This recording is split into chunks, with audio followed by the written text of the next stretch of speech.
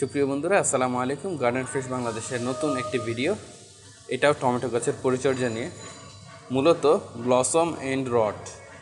শুধু টমেটো গাছ না, টমেটো, শসা, বাঙ্গি থেকে শুরু করে অনেক ফসলেই এই রোগটা আপনারা দেখে থাকবেন। সেটা হলো ফলের গোড়াটা পচে যায়। এটা মূল কারণ হলো ক্যালসিয়াম ডেফিসিয়েন্সি। গাছের জন্য যেটুকু ক্যালসিয়াম দরকার সেটুকু যদি ফল শোষণ করতে না পারে মাটি থেকে, তখনই এরকম ব্লসম এন্ড রট আপনারা দেখতে পাবেন। এক্ষেত্রে আপনি ফলটি রাখতে পারেন, ফলটি পাকবে, কিন্তু ভালো ফলনগুলো বড় হওয়ার জন্য এই ফলগুলো তুলে ফেলার বিকল্প নাই।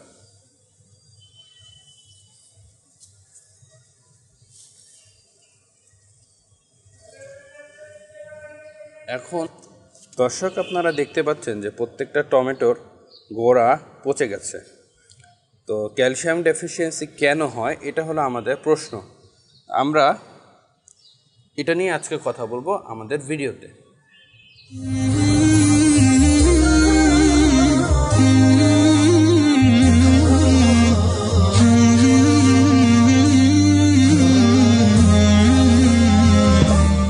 টমেটো গাছে যখন টমেটোর গোড়া পচে যায়, অথবা এই জাতীয় বিভিন্ন ফসলের সবজিতে যখন গোড়া পচে যায়, তখন আমাদেরকে কয়েকটি বিষয় নিশ্চিত করতে হবে। প্রথম বিষয় হলো, আমি যে জাতটি বাছাই করেছি সেটা আমাদের দেশের উপযোগী কিনা, এবং সেটা আমি যে সময় বপন করেছি সে সময় বপনের উপযোগী কিনা। আমরা যদি বিদেশি সবজি বা ফসল ট্রায়াল করি, সেক্ষেত্রে এই ধরনের রোগ প্রচুর হওয়ার সম্ভাবনা থাকে। তবে যেটি আমাদের দেশে সবসময় নিয়মিত হচ্ছে, সেক্ষেত্রে কিন্তু এই ধরনের রোগ কমই হয় যদি আমি সঠিক সময়ে সঠিকভাবে সঠিক জাতের বীজ বপন করে থাকি। আমরা দ্বিতীয় আরেকটি বিষয় তারপরে লক্ষ্য করব, সেটা হলো মাটির পিএইচটা ঠিক রাখা। মাটির পিএইচ অত্যন্ত গুরুত্বপূর্ণ। এই বিষয়ে আমাদের অনেকগুলো ভিডিও আছে, আমরা আশা করব আপনারা দেখে নেবেন। আমাদের ডেসক্রিপশন বক্সে আমরা এই ভিডিওগুলো লিঙ্ক দিয়ে দেওয়ার চেষ্টা করব। মূলত এখন মাটির পিএইচ কেন গুরুত্বপূর্ণ সেটা নিয়ে অল্প একটা আলোকপাত করব। যদি মাটির পিএইচ 6.2 থেকে 6.7 কম বা বেশি হয়, তখনই দেখা যায় যে ক্যালসিয়াম গাছ ঠিকমতো আপটেক করতে পারছে না, সাথে ম্যাগনেসিয়াম। এবং ম্যাগনেসিয়ামের কাজই হলো অন্যান্য উপাদানগুলোকে পাতায় পৌঁছে দেওয়া। এবং যখন ক্যালসিয়ামের অভাব হয়, মূলত এটা ম্যাগনেসিয়ামের কারণেও হতে পারে, এবং শিকড় ঠিকমতো খাবার তুলতে না পারার কারণে। কেন শিকড় মাটি থেকে খাবার তুলতে পারে না, তার অন্যতম কারণ হতে পারে যে মাটি খুব শুকনো ছিল, হঠাৎ করে পানি দেওয়া হচ্ছে, ফলে মাটির শিকড় ড্যামেজ হয়েছে বা ক্ষতিগ্রস্ত হয়েছে, অথবা মাটির শিকড় বেশি ভিজে থাকার কারণে ক্ষতিগ্রস্ত হয়েছে।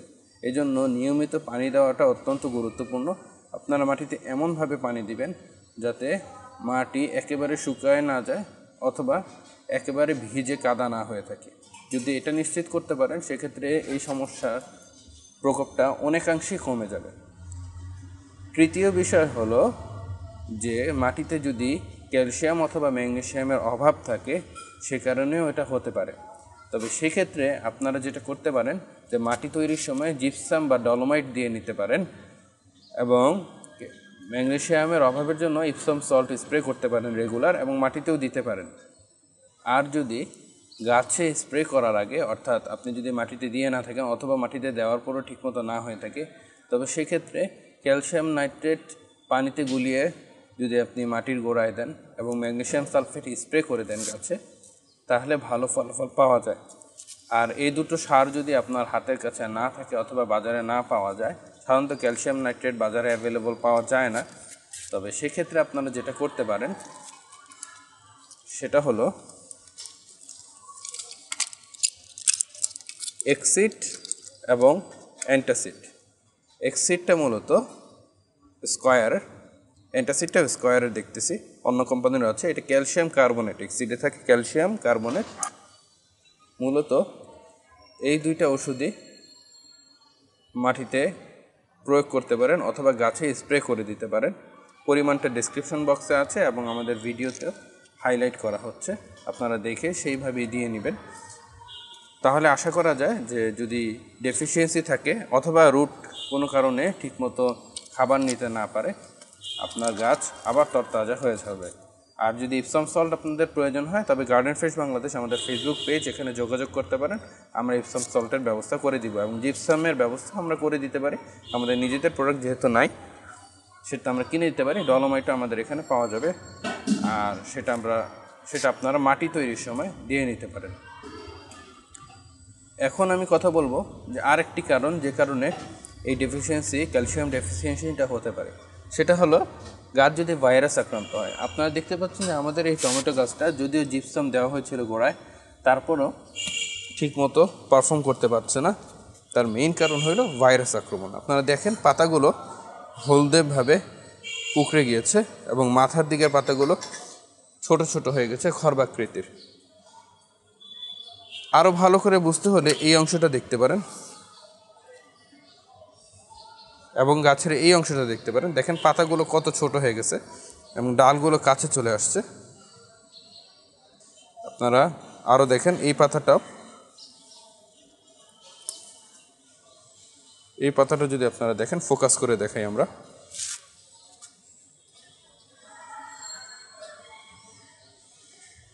আপনারা দেখতে পাচ্ছেন যে পাতাটা হলদেভাবে এসে পড়েছে, বড় পাতা।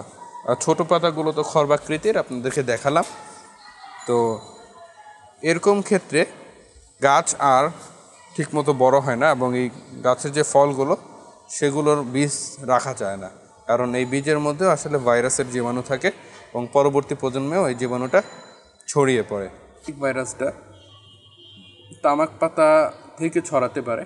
তো যারা তামাক পাতা স্প্রে করেন তারা তামাক পাতা স্প্রে করবেন না, যদি না আপনি সিদ্ধ করে নেন পাতাটা। আর চারা যখন থাকে তখন সাদা মাছির আক্রমণ হয়, অথবা বড় অবস্থাতেও। তো সাদা মাছির আক্রমণ হলে সাদা মাছি এই ভাইরাসটা বহন করে এবং সাদা মাছির বাহক হওয়ার কারণে এই ভাইরাসের আপনার গাছে এই ভাইরাসটা ছড়িয়ে যেতে পারে। তো যখন আপনার সাদা মাছি থেকে গাছ নিরাপদ থাকবে তখন আপনার টমেটো গাছও নিরাপদ থাকবে। সেজন্য আপনারা যারা বীজ থেকে চারা করেন তারা অবশ্যই চারাগুলোকে একেবারে ক্ষুদ্র নেটের মধ্যে ঢেকে রাখবেন, কোনোভাবেই যাতে সাদা মাছি প্রবেশ করতে না পারে। আর নিয়মিত কীটনাশক স্প্রে করতে পারেন অথবা জৈব বালাইনাশক স্প্রে করতে পারেন। আমাদের নিম অয়েল ব্যবহার করতে পারেন, সেটা সাদা মাছি দূর করবে যথেষ্ট পরিমাণে। আমাদের নিম অয়েল কীভাবে প্রস্তুত করতে হয় সেটা নিয়ে আজকে আমরা একটা ভিডিও করেছি, আপনারা দেখতে পারেন। এটুকু যখন বললাম তখন আরও কিছু বিষয় এসে পড়ে যে টমেটো ভাইরাস থেকে রক্ষা পাওয়ার আর কি উপায় থাকতে পারে। সেটা হলো ডিজিজ রেজিস্ট্যান্ট জাত বপন করা বীজ, এবং আগের প্রজন্মে বীজ ডিজিজ রেজিস্ট্যান্স ছিল কি না সেটাও যাচাই করে নিতে হবে।